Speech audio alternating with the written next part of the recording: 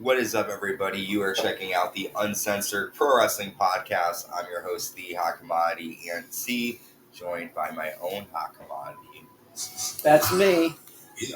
And we are covering the Attitude Year Season 3. We're on the road to SummerSlam, which I'm excited about. I remember seeing that show as a kid and really enjoying it. So, we just covered Raw's War, where we saw Stephanie McMahon Helmsley take a rock bottom after there were some issues between Kurt Angle and Triple H. But I'm excited to see what's going to happen here on the road to SummerSlam. We also saw that both Triple H and Kurt Angle got the pinfall over Chris Jericho. So we're kicking off SmackDown from August 10th, 2000, live in East Rutherford, New Jersey. And Commissioner Foley comes out to talk about the number one contendership match. That's when both Kurt Angle and Shane McMahon come out. Kurt Angle says, "My friend Stephanie McMahon Helmsley was rock bottom by The Rock, which is a prime example of what I won't do as a champion. I will raise the standard of the WWF title to days of men like Bruno Sammartino." That's when Triple H and the women's champion Stephanie McMahon Helmsley comes out, and Stephanie is holding her back.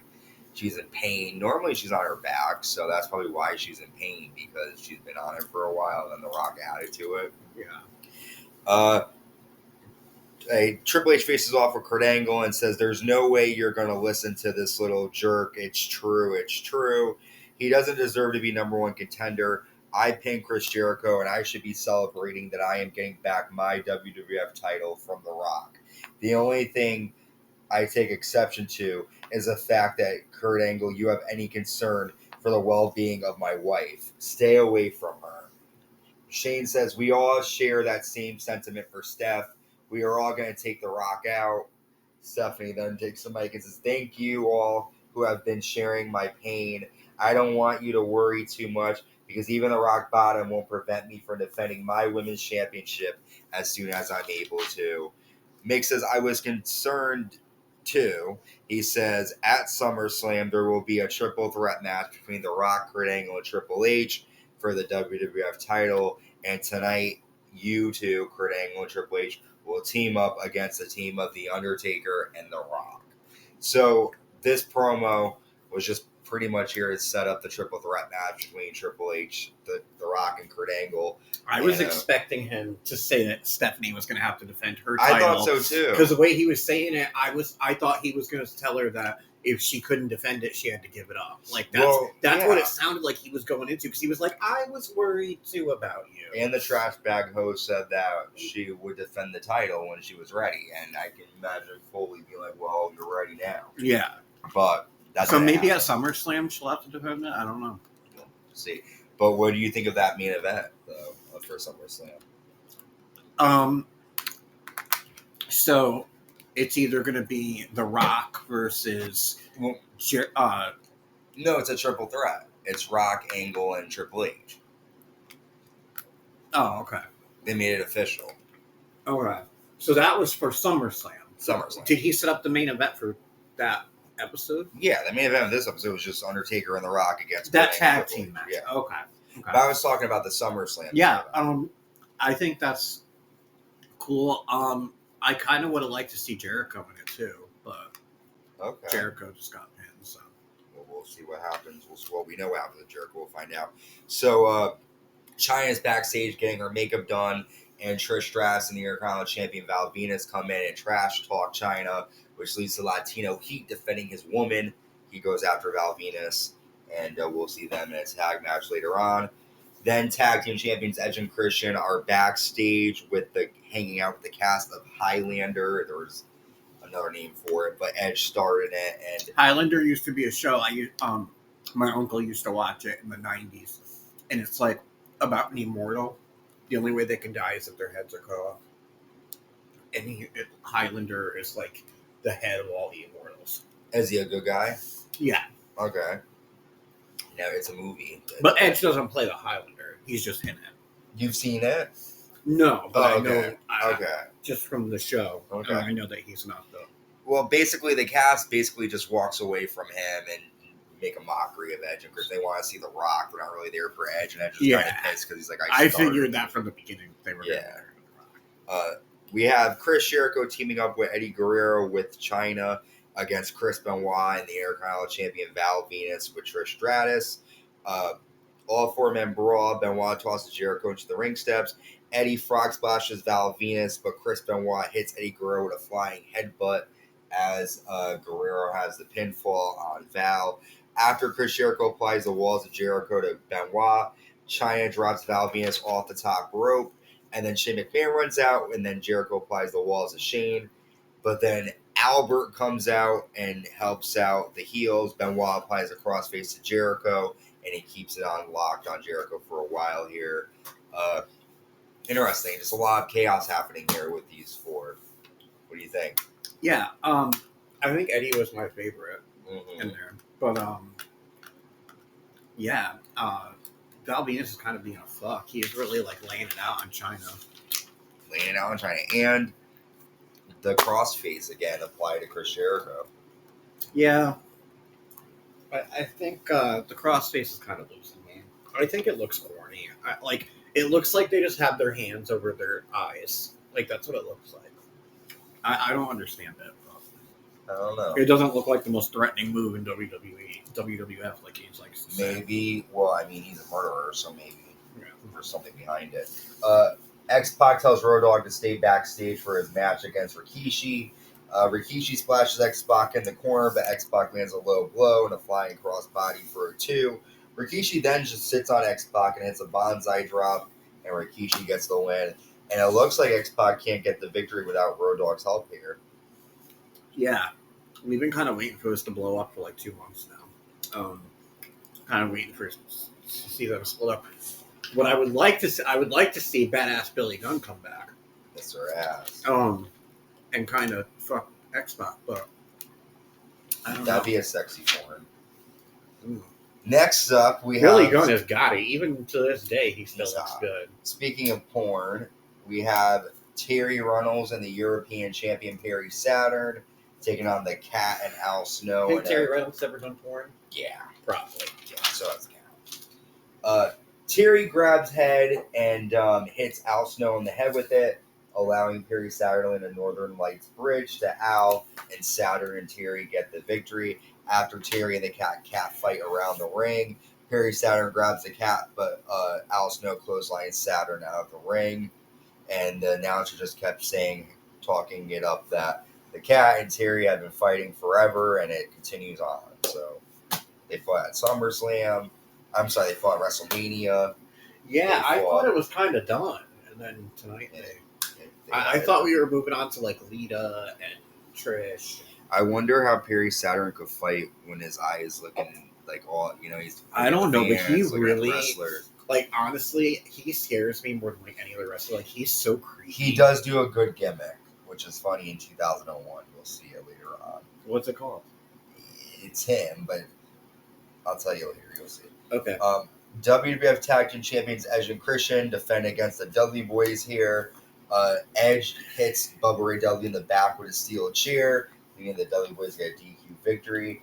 Afterwards, though, the Hardy Boyz run out and attack Edge and Christian and toss them back into the ring to the Dudley Boyz.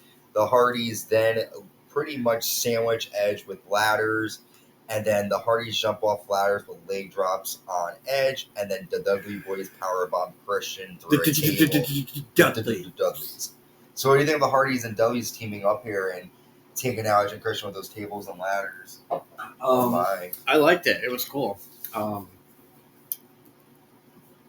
I'd like to see more of the Hardys and the Bubbas teaming up together. The Bubbas, I mean the Dudleys. The Dudleys. I said the Bubbas.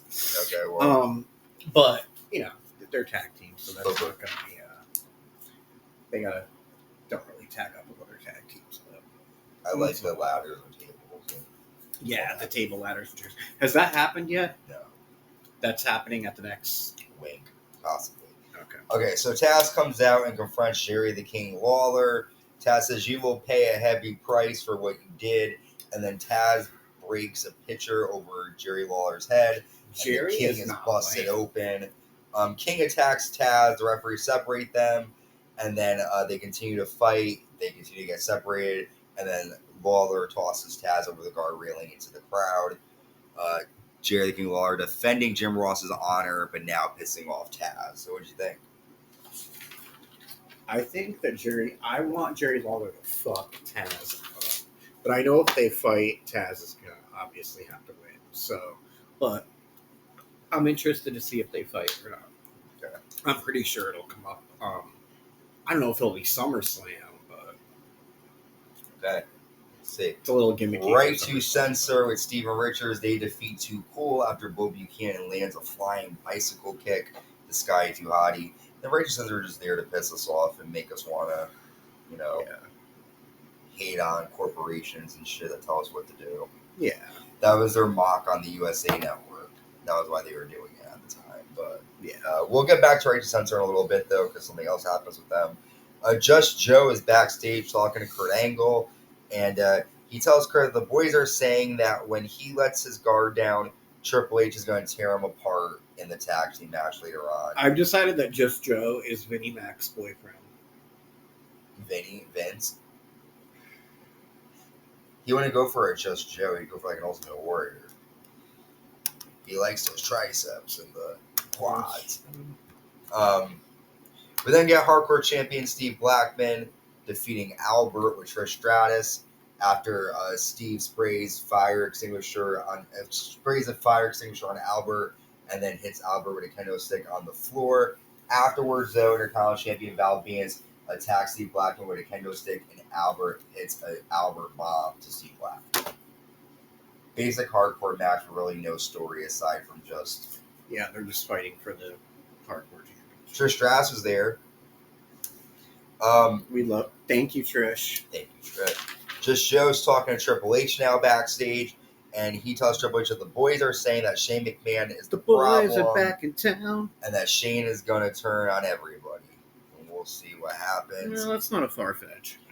This part I thought was funny. Chris Jericho goes into Commissioner Foley's office, which is like there's like a yes, it's the back of an 18-wheeler. It opens up. It's just the trailer part.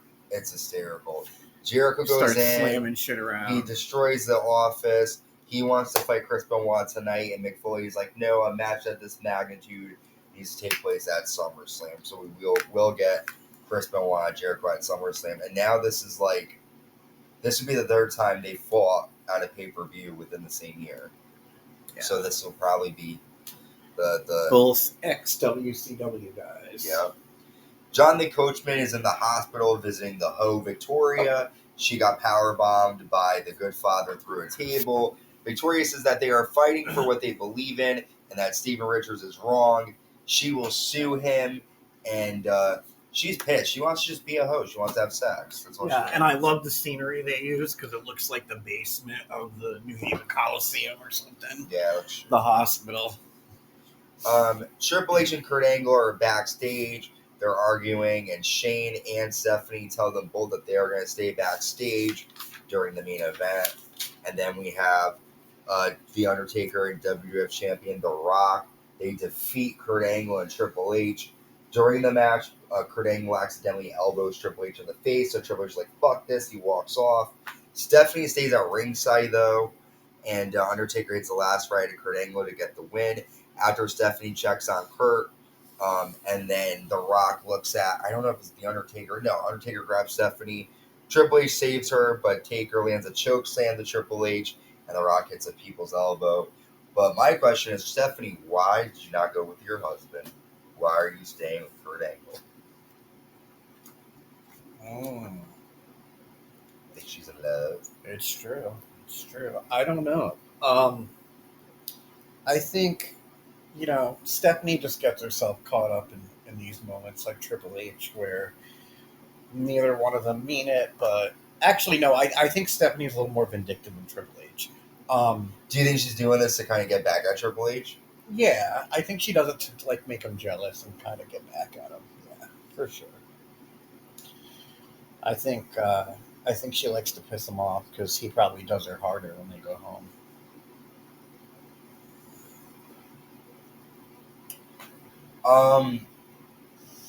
She's a total top, though. Yeah. Triple H might be the boss in the office, But she's the boss of the sheets. There you go. Yeah. Stephanie knows what she's doing, man. She was able to take China from him, so you gotta know what you're doing, man. But we've covered all of SmackDown. We've got, I think we have another Raw. I think we've got 2 more. We've got 4 more episodes till SummerSlam. So it's building up, and I'm excited for it. Make sure you check out season 1 and 2 in the archives. We're still rolling out season 3. You can check out other episodes as well. Subscribe, like, hit the notification bell on YouTube. And until next time, stay safe and stay uncensored.